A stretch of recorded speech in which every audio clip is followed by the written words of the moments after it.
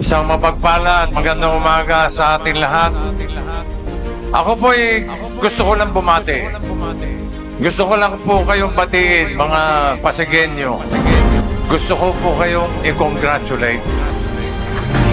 Dahil dito sa lungsod ng Pasig, sa ating minamahal na lungsod, napatunayan natin sa buong bansa na kaya natin labanan at sugpuin ang korupsyon.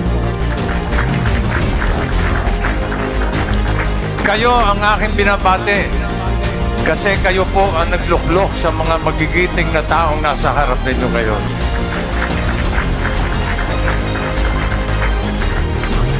Kaya sa darating na Mayo,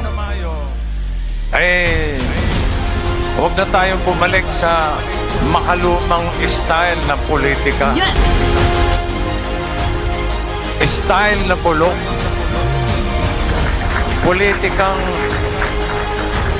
may panunuhol. Politikang may pananakot. Politikang puro kasinungalingan. Dito na po tayo sa makabagong politika dito sa Pasig. Sa katunayan, marami nang naiinggit sa lungsod ng Pasig. Ang dami ko nakausap. Boss, sana sa Pasig ako nakatira.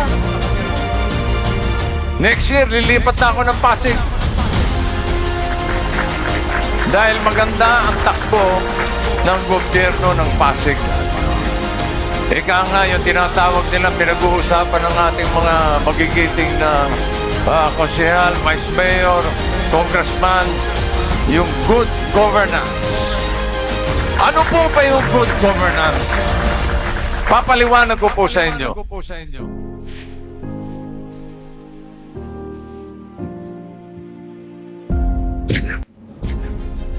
Makinig po kayo.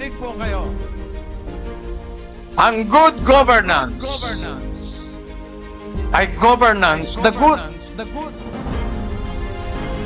Pero kulang. Dito sa Pasig, hindi lang good governance. Gusto kong dagdagan ito. Very, very good governance. Kaya mag-ingat po tayo.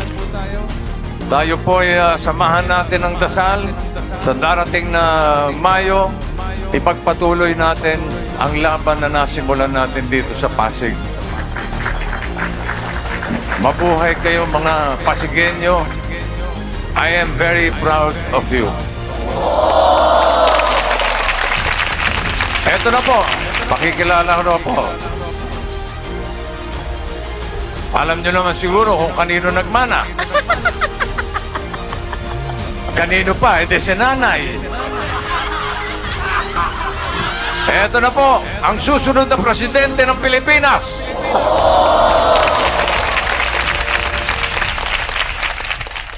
Mayor Vico Soto